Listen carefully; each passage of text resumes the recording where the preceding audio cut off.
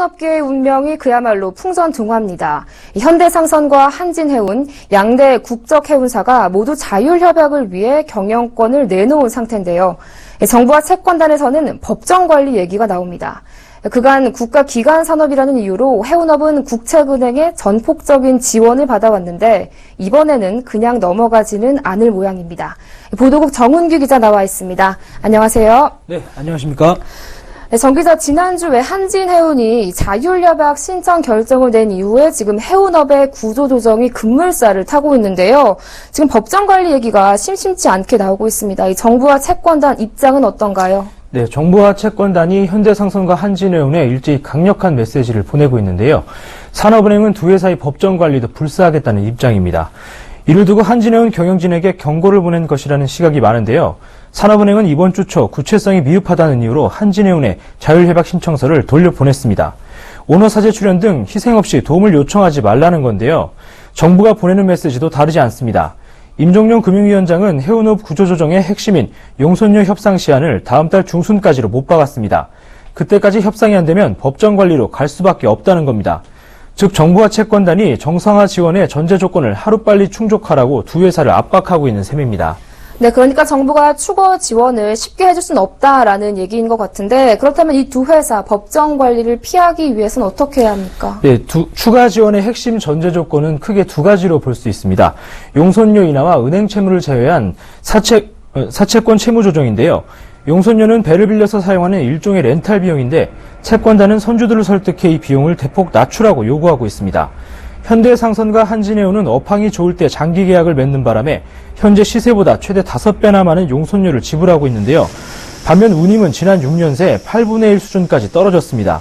해운사가 배를 사용해서 벌 수 있는 돈은 줄고 있는데 빌려 쓰는 비용은 턱없이 높으니 수익성에 문제가 생긴 겁니다.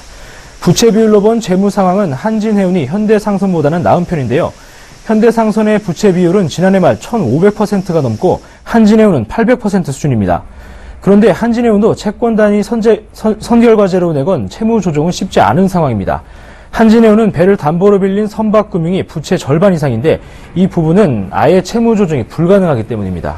네, 지금까지 이 법정 관리 얘기가 현대상선이나 한진해운 이 경영진에게 보내는 일종의 경고 메시지였다면 이것이 현실화될 가능성은 있는 겁니까? 네, 단순한 경고 메시지로만 볼 수는 없는 상황입니다. 산업은행은 정부가 구조조정을 원활히 하기 위해 추진 중인 국책은행의 자본 확충 규모는 조선업 구조조정에 달려있다고 밝혔는데요.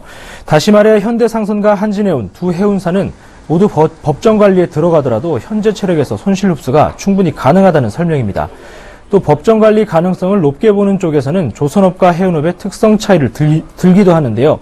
조선사의 경우 법정관리에 들어가 발주가 취소되면 은행들이 담보로 잡고 있는 선박은 고철값이 됩니다. 그래서 자율협약으로 돈을 계속대면서 선박이 건조될 때까지 고통을 감내하고 어느 정도 회수를 하는 것이 합리적일 수 있는데요. 하지만 해운사의 경우 업황이 급격히 반등하지 않는 이상 길게 끌고 가봐야 투입되는 돈만 늘어나고 더 나아질 게 없습니다. 현대상선과 한진해운은 생존을 위해 많은 노력을 하겠지만 현실적으로 용선료나 채권 협상이 뜻대로 될 가능성은 높지 않습니다.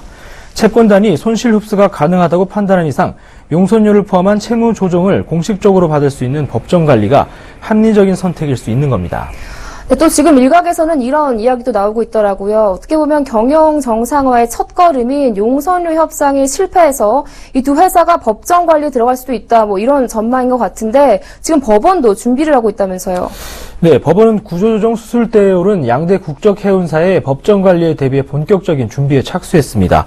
서울중앙지법 파산부는 관할 내 한진해운과 현대상선의 법인회생 신청을 가정해 회생 감독을 맡을 주심 판사와 재판장을 잠정 내정했는데요. 재판부는 페노션 등 그간 파산부에서 경영을 정상화하고 시장에 성공적으로 복귀시킨 해운사 사례들을 분석하고 있는 것으로 전해집니다. 현대상선과 한진해운의 법정관리를 가정한 예습인 셈인데요. 아직 법정관리는 가능성이 있을 뿐이지만 두 해운사의 자산을 합치면 10조 원이 넘는 거대한 규모인 만큼 법원도 준비를 철저히 하는 것입니다. 네, 바람 앞에 놓인 촛불과 같은 위기의 해운업계 지금 어떤 상황인지 보도국 정은규 기자와 함께 짚어봤습니다. 오늘 말씀 잘 들었습니다. 고맙습니다. 네.